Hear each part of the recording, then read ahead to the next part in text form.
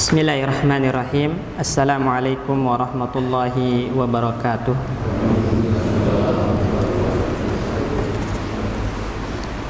Alhamdulillah. Alhamdulillahilladzi hadana li hadza wa ma kunna linahtadiya laula an hadana Allah. Wassalatu wassalamu ala sayyidina wa habibina wa maulana Muhammad ibn Abdullah wa ala alihi wa ashabihi wa man sara ala nahjihi ila yaumil qiyamah wa ba'du. Allahumma inna nas'aluka ilman nafi'an wa rizqan tayyiban wa amalan mutaqabbala. Rabbana 'allimna bima yanfa'una wanfa'na bima 'allamtana ya rabbal alamin. Rabbana zidna ilman warzuqna fahman. Rabbi syrah li sadri wa yassir li amri wahlul 'uqdatam min lisani yafqahu qawli. Jamaah kaum muslimin rahimani wa rahimakumullah. Alhamdulillah, kita bersyukur kepada Allah Subhanahu wa taala yang memberikan kesempatan kepada kita untuk bersua kembali dalam majelis ilmu. Majelis yang insyaallah orang-orang yang hadir di sini adalah orang-orang yang dikehendaki kebaikan baginya oleh Allah Subhanahu wa taala.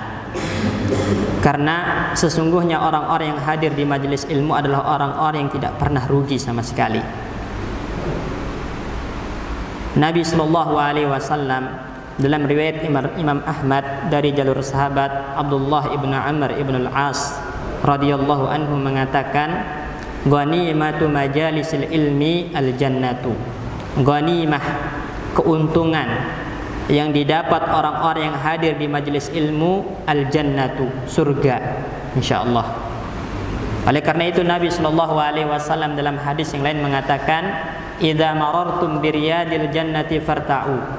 Kalau kalian lewat di riyadul jannah, taman-taman surga, farta'u, maka mampirlah, duduklah sejenak.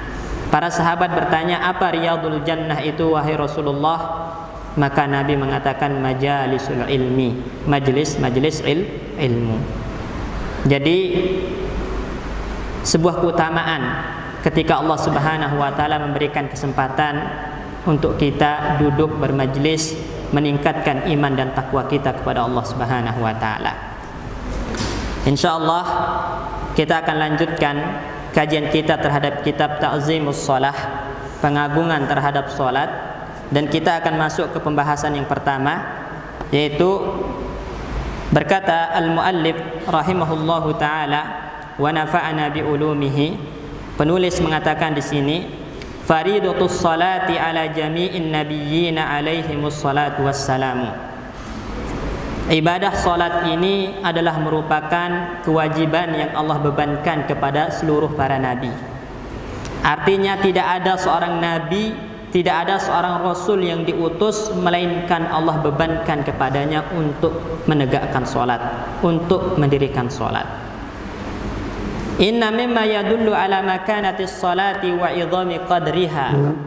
Sesungguhnya di antara hal-hal yang menunjukkan betapa tingginya, betapa agungnya, betapa mulianya ibadah salat, ijaballahi iyyaha ala jami'in nabiyyin. Yang pertama, Allah wajibkan salat itu kepada seluruh para nabi.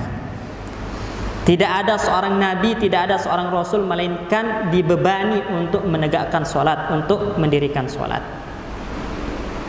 Ini yang pertama. Kemudian wa ihbarahu an ta'zimihim iyyahuma atau iyyaha. Dan tidak ada seorang nabi pun melainkan mereka mengagungkan salat. Ya, tidak ada seorang nabi, tidak ada seorang rasul melainkan mereka mengagungkan dan menjaga salat. Dua hal ini menunjukkan kalau ibadah salat itu adalah ibadah yang urgen, ibadah yang mulia, ibadah yang tidak pernah ditinggalkan oleh para nabi. Dan banyak sekali di dalam Al-Quran ayat-ayat yang menjelaskan kalau kewajiban sholat itu memang dibebankan kepada seluruh para nabi. Di antaranya qaulullahi ta'ala fi qissati Yunusa, firman Allah Subhanahu wa ta'ala tentang kisahnya Nabi Yunus alaihissalam. hina iltaqamahul hutu, tatkala beliau berada di dalam perut ikan di dasar lautan, di kegelapan yang berlapis-lapis. Gelapnya dasar laut, gelapnya perut ikan. Allah Subhanahu wa taala berfirman tentang Nabi Yunus ketika berada di perut ikan. Falaula annahu kana minal musabbihin.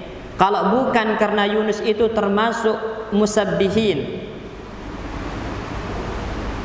Al-Imam At-Tabari menukilkan tafsir dari Ibnu Abbas radhiyallahu anhu apa yang dimaksud dengan al-musabbihin, al-musallin, orang-orang yang menegakkan salat.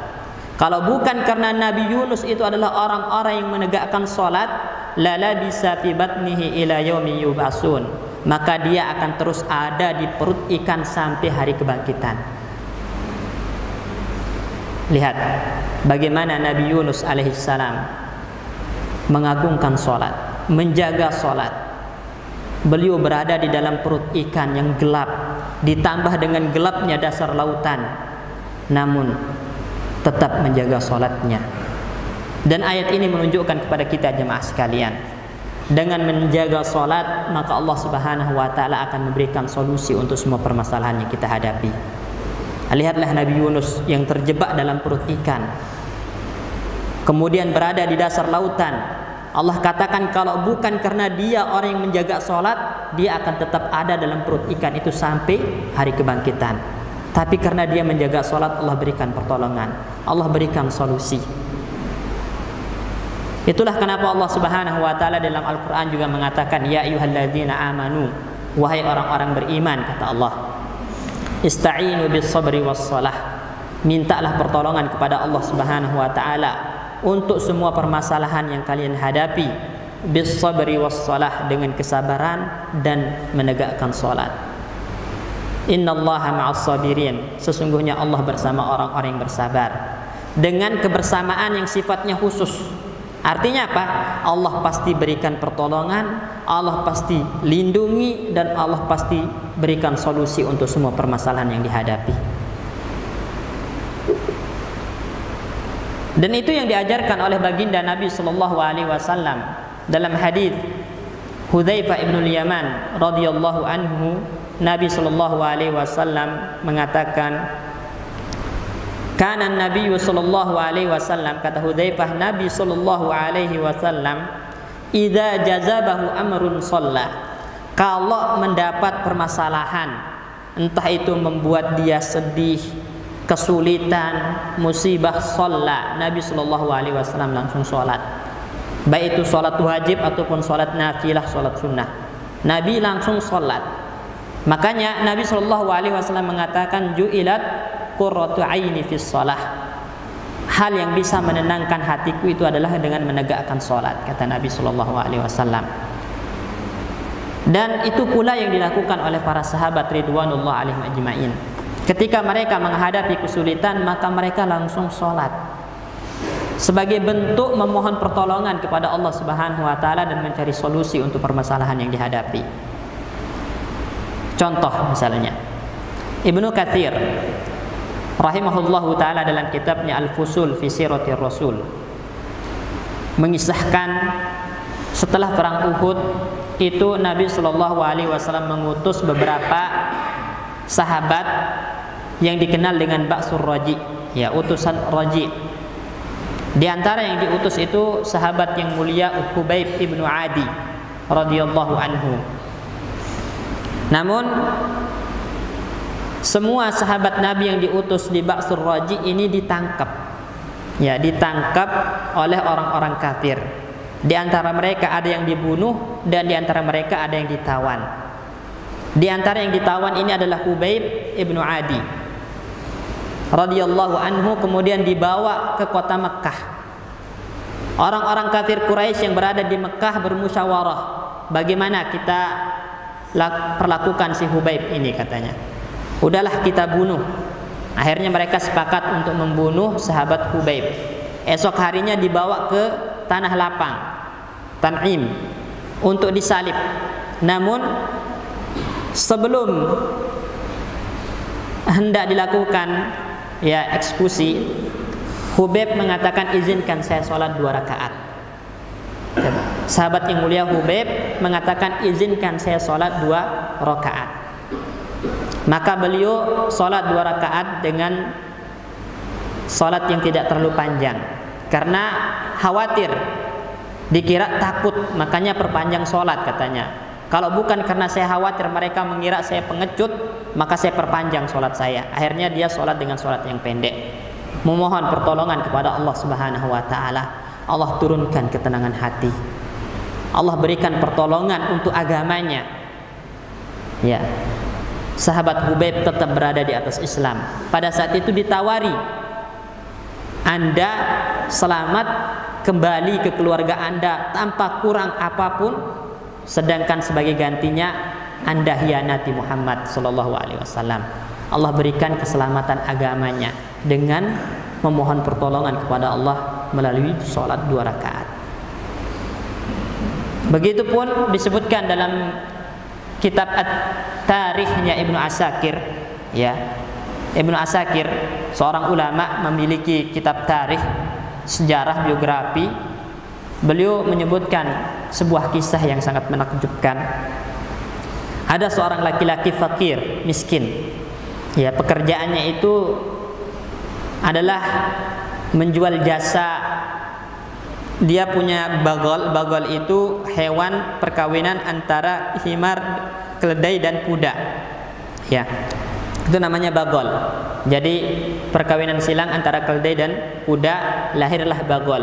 Bagol ini adalah hewan yang digunakan untuk berkendara dan juga untuk mengangkat barang. Jadi dia nyewakan bagol, jasa. Ya. Kalau sekarang mungkin tukang ojek lah istilah kita, tukang ojek. Dia orang yang sangat miskin tapi hafal Al-Quran. Suatu ketika ada orang yang ingin menyewa bagolnya dan menyewa dirinya juga untuk sebagai penunjuk jalan. Orang ini ingin pergi dari Damaskus ke sebuah daerah yang tidak terlalu jauh, ya. Akhirnya si miskin ini menyetujuinya. Oke. Sampai di persimpangan jalan, ada jalannya bersimpang. Kita lewat sebelah kanan, kata yang miskin ini. Oh enggak, kita lewat sebelah kiri, kata yang penumpangnya, kata penumpangnya. Kemudian orang miskin ini mengatakan, kalau lewat sebelah kiri saya kurang paham jalannya, saya kurang tahu karena nggak pernah lewat situ. Saya tahunya lewat sebelah kanan. Nggak apa-apa, saya tahu jalan sebelah kiri ini, kata penumpangnya. Oke lah kalau begitu. Mereka lewat sebelah kiri. Tidak lama mereka sampai ke sebuah wadi. Wadi itu lembah yang sepi dan di situ banyak tumpukan mayat serta bau amis darah. Orang yang penumpangnya tadi itu turun dari bagol mengeluarkan pedang. Ternyata penumpangnya itu begal. Begal. Akhirnya si miskin pemilik bagol ini pun merasa takut dan mengatakan, jangan bunuh saya, ambil saja bagol saya ini, ambil saja hewan saya ini, hewan kendaraan saya ambil, tapi jangan bunuh saya. Si begal ini mengatakan, saya hanya ingin membunuh kamu. Kalau kamu mati, otomatis hewan tungganganmu jadi milik saya, katanya. Akhirnya si miskin ini pun kehabisan akal dan mengatakan, kalau begitu izinkan saya sholat 2 rakaat. Izinkan saya sholat 2 rakaat. Ya udah, sholat, silakan. Dalam sholatnya yang dulu sebelumnya hafal Al-Quran, karena begitu takutnya gak ada yang hadir di benaknya kecuali satu ayat, amman yujibul mutarra idza da'ahu wa yaksifus su'. Siapa yang menjawab doa-doa orang yang berada dalam kesulitan dan menghilangkan keburukan dari mereka. Ayat itu aja yang dia ingat dan diulang-ulang. Amman yujibul mutarra idza da'ahu wa yaksifus su'. Siapa yang menjawab doa-doa orang yang dalam kesulitan dan menghilangkan keburukan darinya. 2 rakaat mengulang ayat-ayat itu terus. Allah Subhanahu wa taala berikan pertolongan. Tepat dari mulut lembah muncul seorang prajurit yang berkuda dengan memegang tombak. Kemudian melempar tombak itu pas mengenai dada dan ulu hati begal tadi. Kemudian dia bertanya, "Siapa Anda?" Dijawab, "Saya adalah utusan dari orang yang menjawab doa-doa orang yang kesulitan." Itu adalah malaikat yang diutus oleh Allah Subhanahu wa taala. Lihatlah, ini diantara keajaiban orang yang menjaga sholatnya. Oleh karena itu jamaah kaum muslimin, dari dulu Nabi mengajarkan kepada kita, kalau kita dalam kesulitan, dapat musibah, dapat bencana, atau hal-hal yang membuat kita sedih, maka hendaklah kita mendirikan sholat, menjaga sholat. Niscaya Allah Subhanahu wa taala berikan solusi. Sebagaimana Nabi Yunus alaihissalam yang berada dalam perut ikan, kemudian dia menjaga sholatnya, mengagungkan sholatnya, maka Allah berikan solusi untuk permasalahannya. Allah keluarkan dia dari perut ikan. Ya, jadi ayat ini setidaknya ada beberapa pelajaran yang kita ambil dari ayat ini. Pertama, itu as-salat makhrajun likatsirin minal masail. Salat itu adalah solusi untuk banyak masalah. Ya, salat itu adalah solusi untuk banyak masalah. Karena salat itu adalah kewajiban, menjalankan kewajiban, meninggalkan larangan Allah itu termasuk bagian dari takwa. Bukankah Nabi Shallallahu Alaihi Wasallam mewasiatkan kepada kita, ihfazillah yahfazka, jagalah Allah, Allah akan jaga anda. Ihfazillah tajidhu tujahaka, jagalah Allah maka anda akan dapati Allah di hadapan anda. Artinya apa? Jalankan perintah Allah semampu anda, tinggalkan larangannya, maka Allah akan berikan penjagaan, Allah berikan perlindungan, Allah berikan solusi untuk semua masalah yang kita hadapi. Ya. Kemudian pelajaran yang kedua yang kita ambil dari ayat ini, kewajiban sholat itu tidak pernah gugur jamaah sekalian. Fardiyatus sholah la yasqut ala ahadin. Kewajiban sholat itu nggak pernah gugur sama siapapun. Dalam keadaan apapun nggak ada yang namanya sholat gugur. Kewajiban sholat itu tetap ada. Buktinya Nabi Yunus alaihissalam dibebani sholat sampai dalam perut ikan pun masih sholat. Di dasar lautan aja masih sholat. Begitupun dalam syariat kita ada namanya sholatul khawf, sholat ketika berada dalam kancah perperangan. Di medan perang sedang berhadapan dengan musuh, kewajiban sholat tidak gugur. Oleh karena itu dalam fikih Islam ada nanti kajian namanya sholatul khawf. Ya, sholat dalam keadaan takut, dalam keadaan genting. Karena kewajiban sholat gak pernah gugur. Ya, kecuali kalau udah mati baru gugur, tinggal disolati kalau udah mati. Tapi kalau masih nyawa dikandung badan, ruh dikandung badan, itu maka kewajiban sholat gak pernah gugur. Ya, kalau ada orang yang mengatakan kewajiban sholat telah gugur dari dirinya, maka orang-orang semacam ini adalah orang-orang yang telah menyelisihi Rasulullah Sallallahu Alaihi Wasallam. Ya. Kemudian ayat ini juga menjelaskan kepada kita tentang bagaimana pengagungan Nabi Yunus terhadap sholat. Ya. Beliau senantiasa menjaga sholatnya walaupun dalam keadaan genting, dalam keadaan kesulitan. Itu bentuk pengagungan terhadap sholat itu sendiri. Kemudian Syekh mengatakan di sini wa dzakara an khalilihi Ibrahim. Kemudian Allah Subhanahu wa taala menyebutkan tentang kekasihnya Ibrahim. Khalil itu adalah merupakan tingkat cinta yang paling tinggi. Khullah itu tingkat cinta yang paling tinggi. Artinya orang yang telah menjadi khalil itu maka di hatinya tidak ada kecuali Allah Subhanahu wa taala.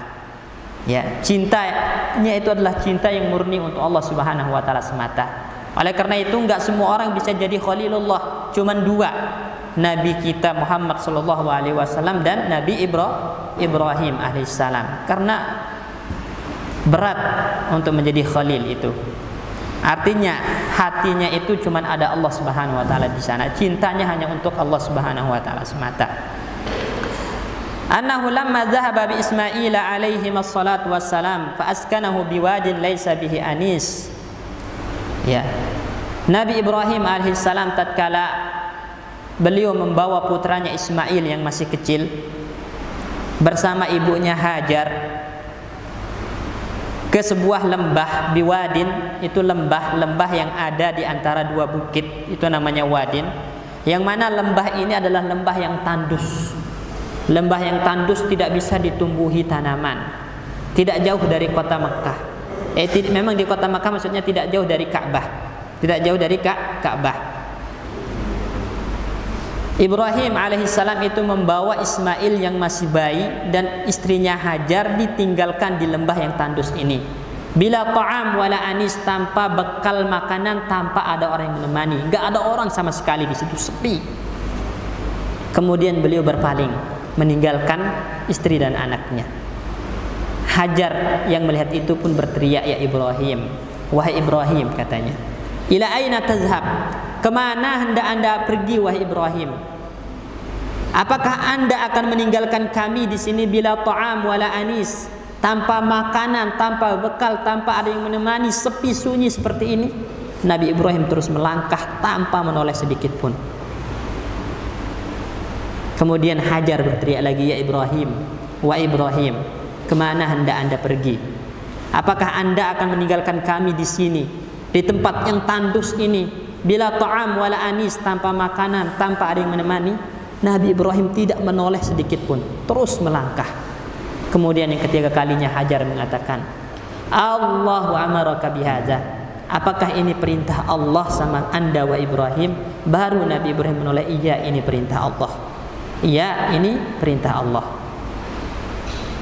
Bayangkan jamaah kaum muslimin, kisah ini memberikan pelajaran yang sangat berharga kepada kita, bahwasanya dalam beragama itu tidak dibangun di atas perasaan. Seandainya beragama itu dibangun di atas perasaan, ada nggak suami yang tega ninggalkan istri anaknya di padang pasir yang tandus, tanpa bekal, tanpa ada orang yang menemani? Nggak ada.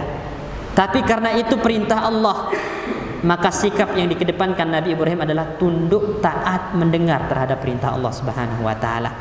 Jadi beragama itu dibangun di atas kepatuhan, ketundukan terhadap perintah Allah Subhanahu wa Ta'ala. Sami'na wa ata'na, kita dengar dan kita taati perintah Allah.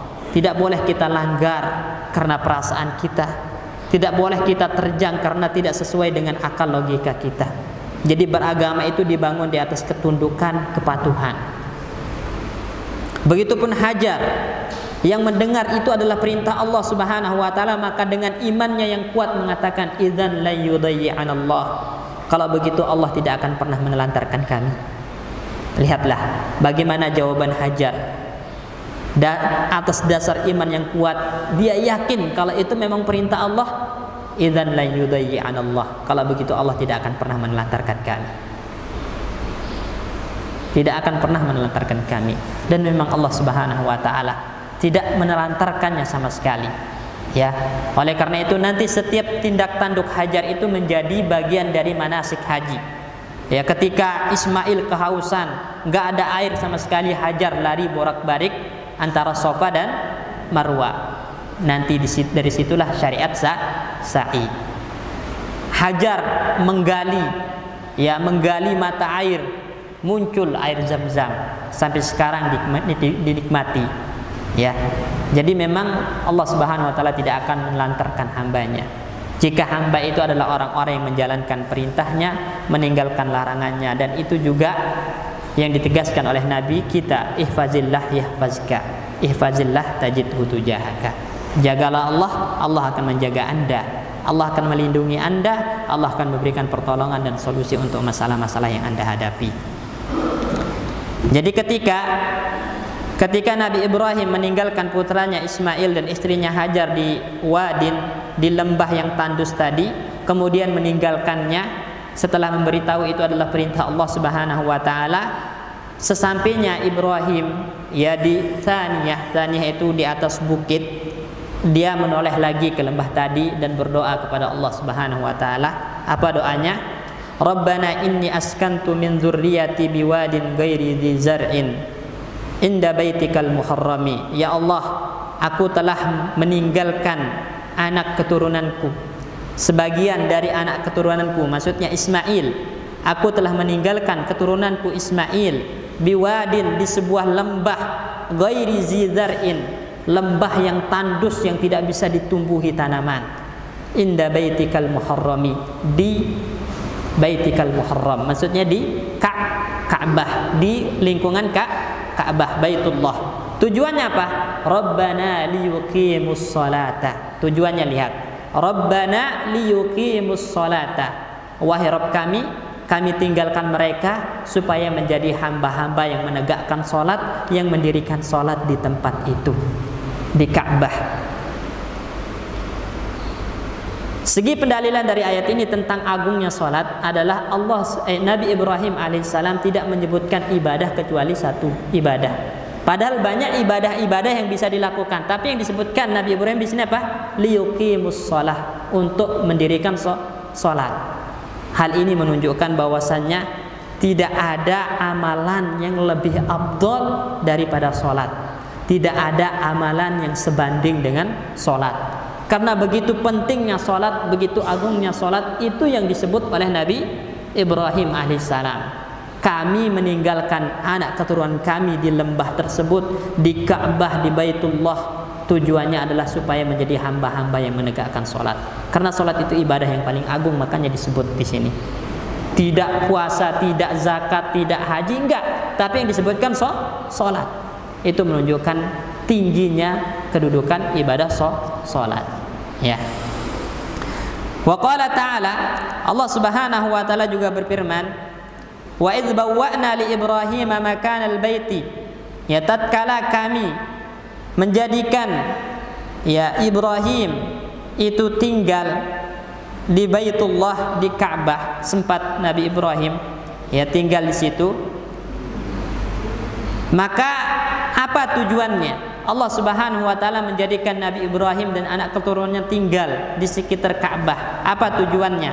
Alla tusyrika bi syai'a, ya untuk menegakkan ibadah kepada Allah Subhanahu wa taala semata. Ya alla tusyrika bi syai'a, untuk supaya tidak berbuat syirik kepada Allah. Artinya menjalankan ibadah murni lillahi taala semata.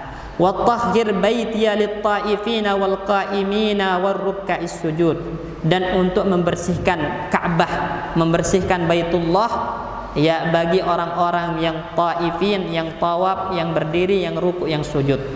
Apa maksudnya tawaf, berdiri, ruku', sujud di sini? Ditafsirkan oleh Al-Imam Asy-Syaukani dan ulama-ulama yang lain, al-muradu biha as-shalah. Jadi bersihkan Ka'bah, bersihkan Baitullah dari kesyirikan supaya menjadi tempat menegakkan salat. Ya, tempat mendirikan salat. Jadi ibadah yang disebut oleh Allah Subhanahu wa taala itu adalah salat, bukan ibadah yang lain. Salat menunjukkan agungnya salat, menunjukkan pentingnya salat. Ya. Dan penyebutan warruk'a'is sujud di sini dalam ayat ini adalah untuk menunjukkan ya bahwasannya ibadah salat itu adalah ibadah yang paling agung, ibadah yang paling utama. Padahal at-ta'ifin al-qa'imin sudah mewakili, karena tafsirnya memang salat. Disebut lagi ruk'a'is sujud sebagai penguat. Kalau memang tidak ada ibadah yang lebih utama dilakukan di Baitullah itu kecuali salat. Ya, ibadah yang paling utama itu adalah salat. Jadi ini yang kedua, Nabi Yunus menjaga salat, Nabi Ismail menjaga salat, Nabi Ibrahim menjaga salat. Ya, menjaga salat. Makanya di antara doa Nabi Ibrahim juga, Rabbi ja'alni muqimas shalah, ya Allah jadikanlah hambamu ini orang-orang yang menegakkan salat. Jadikanlah saya termasuk orang-orang yang menjaga salat. Wa min dzurriyyati, dan juga anak keturunanku, supaya mereka menjadi orang-orang yang menjaga salat. Rabbana wa taqabbal du'a, ya Allah terimalah doa. Doa di sini maksudnya sebagian tafsir para ulama salat. Ya Allah terimalah salat kami, terimalah salat anak keturunan kami, kata Nabi Ibrahim. Ada juga yang menafsirkan wa taqabbal du'a, istajib du'ai, kabulkan doa-doa saya. Ya, karena Allah Subhanahu wa taala mengatakan, "Ud'uni astajib lakum." Berdoalah kepadaku, niscaya aku kabulkan doa kalian. Jadi tidak ada yang namanya doa tidak dikabulkan oleh Allah Subhanahu wa taala itu. Kalau kita berdoa kepada Allah, memohon dengan penuh ketundukan, dengan penuh rasa harap, merengek di hadapan Allah Subhanahu wa taala, maka Allah pasti kabulkan doa kita, jemaah sekalian. Caranya aja yang berbeda. Allah berikan permohonan kita, atau Allah Subhanahu wa taala hindarkan kita dari musibah, dari bencana yang setara dengan apa yang kita panjatkan dalam doa kita. Atau Allah simpan doa tersebut untuk diberikan nanti kelak di akhirat pahalanya. Jadi Allah kabulkan doa itu dengan cara tadi. Allah berikan langsung apa yang kita minta. Kalau enggak, Allah ganti dengan memberikan keselamatan, perlindungan dari musibah, bencana yang setara dengan doa yang kita panjatkan. Kalau enggak juga, maka Allah simpan untuk diberikan kelak pada akhirat pahalanya. Jadi enggak ada ruginya orang berdoa. Makanya Nabi Zakaria alaihissalam mengatakan, "Walam akun bidu'ai rabbi syaqiyya." Aku tidak pernah rugi dan tidak pernah kecewa kalau berdoa kepada Allah Subhanahu wa taala. Itu kata Nabi Zakaria. Enggak pernah rugi dan enggak pernah kecewa kalau berdoa sama Allah, pasti Allah kabulkan. Nabi SAW dalam hadis juga mengatakan, "Inna rabbakum hayyun karim." Allah itu maha pemalu lagi maha dermawan. Yastahi min abdihi idza rafa'a yadayhi an yaruddahuma sifra. Allah malu sama hambanya kalau hamba itu udah mengangkat kedua tangannya, memohon, merengek untuk membiarkan dia kembali dengan tangan kosong. Allah malu. Artinya Allah pasti kabulkan doa tersebut. Oleh karena itu jangan pernah berhenti untuk berdoa. Jangan pernah berhenti untuk mengangkat kedua tangan, menunjukkan rasa butuh kita, menunjukkan rasa harap kita kepada Allah Subhanahu wa taala. Karena dalam ayat yang lain juga Allah mengancam orang-orang yang enggan berdoa sama Allah. Ya. Innal ladzina yastakbiruna an ibadati. Orang-orang yang sombong dari berdoa kepadaku. Ibadah di sini maksudnya adalah doa. Orang-orang yang sombong dari berdoa, orang-orang yang tidak mau berdoa kepada Allah Subhanahu wa taala, merasa tidak butuh dengan Allah karena dia punya jabatan, punya pangkat, punya harta. Jadi enggak butuh dengan Allah. Maka orang-orang semacam ini kata Allah, sayadkhuluna jahannama dahirin, akan masuk dalam neraka jahanam dalam keadaan hina dan dina. Jadi jangan pernah berhenti untuk berdoa. Ya, dan ini yang diajarkan oleh Nabi Ibrahim, Rabbana wa taqabbal du'a, ya Allah terima ibadahku, ya Allah terima doaku. Wa qala fi sya'ni Ismail alaihi salatu wassalam. Begitupun Allah berfirman tentang Ismail. Jadi tadi tentang Nabi Ibrahim, sekarang berbicara tentang Nabi Ismail. Bahwasanya Ismail itu adalah orang yang menjaga salatnya. Wadhkur fil kitabi Ismaila. Ingatlah tentang Ismail yang ada di dalam Alkitab, di dalam Al-Quran. Penyebutan Ismail yang ada dalam Al-Quran, ingatlah tentangnya dan ambil pelajaran darinya. Siapa itu Ismail? Innahu kana sadiqal wa'di wa kana rasulan nabiyya. Ismail itu adalah orang yang selalu menepati janjinya, enggak pernah mengingkari janji, dan dia adalah seorang rasul, seorang nabi yang Allah utus.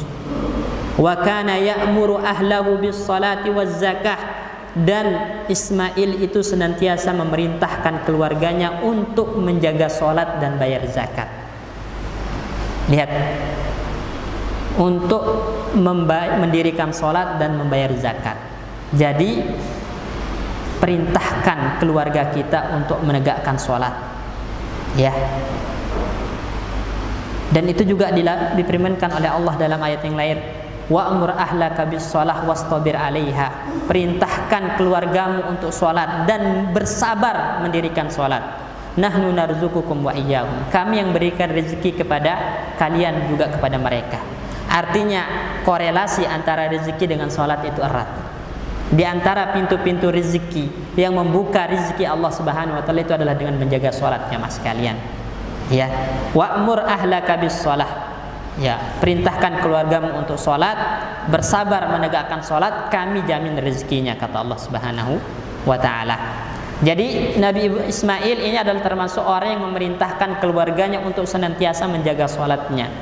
Kenapa? Karena sholat itu adalah ibadah yang mengandung keikhlasan, ketundukan kepada Allah Subhanahu wa taala. Kita sujud, merendahkan diri di hadapan Allah Subhanahu wa taala. Jadi akhassul ibadah, ibadah yang paling khusus yang menunjukkan kepatuhan, menunjukkan ketundukan dan menunjukkan penghambaan, penghinaan diri kepada Allah itu adalah sholat. Makanya Nabi Ismail memerintahkan anak keturunannya untuk menjaga sholat. Kemudian juga untuk bayar zakat. Kenapa? Karena zakat itu adalah merupakan ibadah maliyah, ya, ibadah maliyah yang paling utama. Ibadah harta yang paling utama itu bayar zakat. Ya, bayar zakat. Dan kalau zaman Nabi, jamaah sekalian, yang namanya bayar zakat itu enggak antum disuruh. Kalau sekarang harus diceramahin dulu, baru ingat kalau ada kewajiban zakat. Kalau zaman Nabi enggak, udah ada datanya. Orang-orang yang kaya itu didatangi sama amil, ya, amil zakat, didatangi dengan perintah Nabi, langsung ditarik zakatnya. Karena Allah mengatakan hudz min amwalihim shadaqatan tutahhiruhum wa tuzakkihim biha. Ambil, pakai perintah. Allah mengatakan ambil harta zakat dari mereka. Karena itu untuk mensucikan diri mereka, mensucikan harta mereka. Jadi perintahnya hudz, ambil. Ya. Begitupun ketika Nabi mengutus Mu'adz ke Yaman, maka di antara wasiat Nabi adalah setelah mereka mengatakan la ilaha illallah, beritahu mereka Allah wajibkan yang pertama sholat. Yang pertama sholat. Kalau udah menegakkan sholat, beritahu mereka Allah wajibkan zakat yang diambil dari harta orang kaya dan diberikan kepada orang yang miskin. Jadi zaman dulu itu zakat itu langsung diambil, nggak perlu diminta. Karena memang itu kewajiban. Kalau orang sekarang kesadaran tentang kewajiban zakat ini udah turun, harus diceramahin, harus diingatin. Itu pun belum tentu bayar zakat. Belum tentu bayar zakat. Makanya dalam hadis itu banyak ancaman jamaah sekalian untuk orang-orang yang tidak mau bayar zakat. Ya, pertama, boleh diperangi oleh pemimpin kaum muslimin. Orang yang enggan bayar zakat, enggak mau bayar zakat, itu boleh diperangi oleh pemimpin kaum muslimin. Makanya sahabat yang mulia Abu Bakar As-Siddiq radhiyallahu anhu itu sibuk dengan memerangi orang-orang yang enggak mau bayar zakat. Ya. Pada zaman Abu Bakar, peluasan kekuasaan Islam itu tidak terlalu banyak. Kenapa? Karena sahabat Abu Bakar itu tersibukkan memerangi orang-orang yang tidak mau bayar zakat. Ya, dan itu boleh. Kemudian dalam hadis yang lain juga Nabi mengatakan, ya, alladzina yaknizuna adz-dzahaba wal fiddah, orang-orang yang menimbun emas dan perak, maksudnya orang-orang yang menimbun harta, tidak mau menunaikan zakatnya, maka nanti harta yang dia timbun itu akan dijadikan lempengan setrika yang dipanaskan di api neraka, yang mana dengan itu yukwa jabinahu wa janbahu, disetrika keningnya, disetrika punggungnya. Coba bayangkan, dipanaskan di api neraka, kemudian disetrika kening dan punggung kita karena tidak mau bayar zakat. Harta dijadikan seperti itu. Dalam riwayat lain nanti dijadikan seperti ular, ya, ular yang akan melilit leher dan menerkam pemiliknya. Waliyadzubillah. Jadi waspada yang memiliki harta tapi enggan membayar zakatnya. Ya. Jadi ambil pelajaran kepada Nabi Ismail. Beliau senantiasa memperingatkan keluarganya untuk menjaga sholat dan untuk membayar zakat. Karena sholat itu ibadah badaniyah yang paling utama dan zakat itu ibadah maliyah yang paling utama. Wa qala fi sya'ni Ishaq alaihi salatu wassalam. Begitupun Allah Subhanahu wa taala berfirman tentang Nabi Ishaq, ya. Jadi tadi Nabi Ismail itu termasuk orang yang menjaga salatnya. Sekarang Nabi Ishaq. Ya, jadi kita ingin menyebutkan satu persatu nabi-nabi yang mana mereka betul-betul adalah orang yang mengagungkan salat. Orang yang menjaga sholat, tujuannya agar kita mengambil pelajaran. Nabi aja diperintahkan oleh Allah untuk menjaga sholat, apalagi kita, gitu maksudnya Pak. Ya, Nabi Ishaq alaihi salatu wassalam dan anak keturunannya disebutkan di dalam Al-Quran, wa wahabna lahu ishaqa wa yaquba nafilatan. Kami anugerahkan lahu, maksudnya kepada Ibrahim. Jadi Ishaq itu adalah putranya Ibrahim, Yakub itu adalah putranya Ishaq, cucunya Nabi Ibrahim. Wa wahabna lahu ay wa wahabna li Ibrahim. Kami berikan kepada Ibrahim keturunan bernama Ishaq dari istrinya Sarah. Jadi kalau dari Hajar ada Nabi Ismail, kalau dari istrinya Sarah ada Nabi Ishaq. Kami anugerahkan kepada Ibrahim keturunan yang bernama Ishaq dari istrinya Sarah. Kemudian kami berikan lagi cucu, ya, penerus dari putranya Ishaq yang bernama Yakub, nafilatan, sebagai tambahan. Jadi anak soleh itu rezeki, Pak. Anak soleh itu rezeki dari Allah Subhanahu wa taala. Ya. Dan memiliki banyak anak soleh itu adalah merupakan sebuah keutamaan. Oleh karena itu dalam hadis disebutkan idza mata ibnu adam in qata amaluhu illa min thalas. Kalau anak manusia, anak Adam mati terputus amalannya kecuali 3. Di antaranya apa? Waladun shalihun yad'u lahu. Anak soleh yang mendoakannya. Makanya perhatikan pendidikan anak kita. Pendidikan agama anak kita. Orang-orang sekarang terfokus pada pendidikan dunia. Kita malu sama tetangga, malu sama kolega, anak nggak bisa matematika, anak nggak S1, tapi nggak pernah malu sama sekali sama Allah kalau anak nggak becus sholatnya. Nggak pernah malu sama Allah kalau anak nggak becus baca Qur'annya. Giliran anak nggak bisa matematika, giliran anak nggak lulus S1-nya, malu sama tetangga, malu sama kolega. Bukankah Allah Subhanahu wa taala memerintahkan kepada kita ku anfusakum wa ahlikum nara? Jaga diri kalian dan keluarga kalian dari api neraka. Wa quduhan nasu wal hijarah, yang bahan bakarnya itu manusia dan bebatuan. Dijalaka oleh malaikat-malaikat yang kasar dan bengis. Yang mana malaikat-malaikat ini enggak pernah durhaka sama Allah, senantiasa menjalankan perintah Allah. Sufyan ibnu Uyainah, seorang ulama, mengatakan, bagaimana cara kita menjaga anak keturunan kita dari neraka? Bagaimana cara kita menjaga keluarga kita dari neraka? Alimuhum mu'addibuhum. Ajarkan mereka, didik mereka dengan pendidikan Islam. Itu caranya, kata para ulama. Jadi perhatikan pendidikan anak kita, ya, terutama dalam masalah sholat. Oleh karena itu Nabi SAW perhatian banget sama sholat ini. Buktinya apa? Anak umur 7 tahun udah diperintahkan sholat, ya. Jadi muru auladakum bisolah wahum abna'u sab'in atau sab'i sinin. Perintahkan anak kalian untuk sholat usianya 7 tahun. Kalau udah 10 tahun pukul, kalau enggak sholat pukul. Jadi memukul dalam mendidik itu boleh dengan pukulan yang tidak menyakiti. Nabi mengatakan kalau udah 10 tahun pukul kalau enggak sholat. Ini menunjukkan betapa perhatiannya Rasulullah SAW kepada masalah sholat ini. Sekarang anak udah SMP, udah SMA, ada di antara kita yang kurang perhatian terhadap sholat mereka, dan kita akan dimintai pertanggungjawaban di sisi Allah Subhanahu Wa Taala atas semua itu. Wa kullan ja'alna minas salihin. Semuanya kami jadikan termasuk anak-anak yang soleh. Jadi Yakub, Ishak itu termasuk anak-anak yang soleh. Bahkan termasuk Nabi dan Rasul. Ya, jadi itu sebuah keutamaan bagi Nabi Ibrahim alaihissalam.